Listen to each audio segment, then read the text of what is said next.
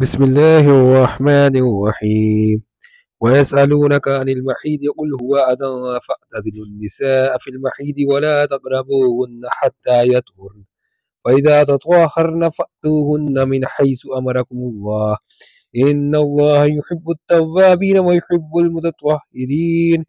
اور تم سے حیض کے بارے میں دریافت کرتے ہیں، کہہ دو کہ وہ تو نجاست ہے، سو ایام حیض میں عورتوں سے کنارہ کش رہو، اور جب تک پاک نہ ہو جائیں ان سے مقاربت نہ کرو۔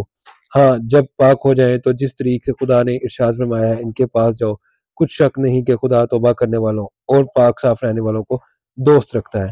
نساؤکم حرث لکم فأتوا حرثکم انا شئتم وقدموا لانفسکم واتقوا اللہ واعلموا انکم ملاقوہ وبشر المؤمنین۔ تمہاری عورتیں تمہاری کھیتی ہیں تو اپنی کھیتی میں جس طرح چاہو جاؤ اور اپنے لیے نیک عمل آگے بھیجو اور خدا سے ڈرتے رہو، اور جان رکھو کہ ایک دن تمہیں اس کے روبرو حاضر ہونا ہے، اور اے پیغمبر ایمان والوں کو بشارت سنا دو۔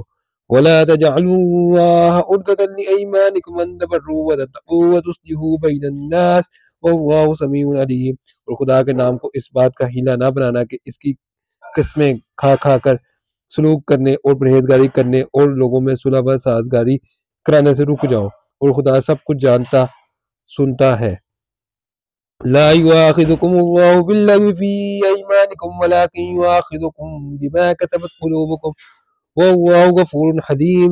خدا تمہاری لغو قسموں پر تم سے مواخذہ نہ کرے گا، لیکن جو قسمیں تم قصد دل سے کھاؤ گے ان پر مواخذہ کرے گا، اور خدا بخشنے والا بردبار ہے۔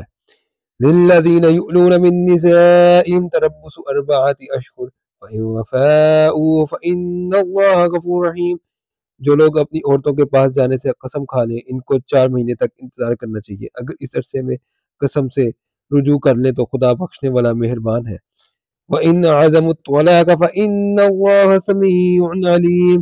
اور اگر طلاق کا ارادہ کر لیں تو بھی خدا سنتا اور جانتا ہے۔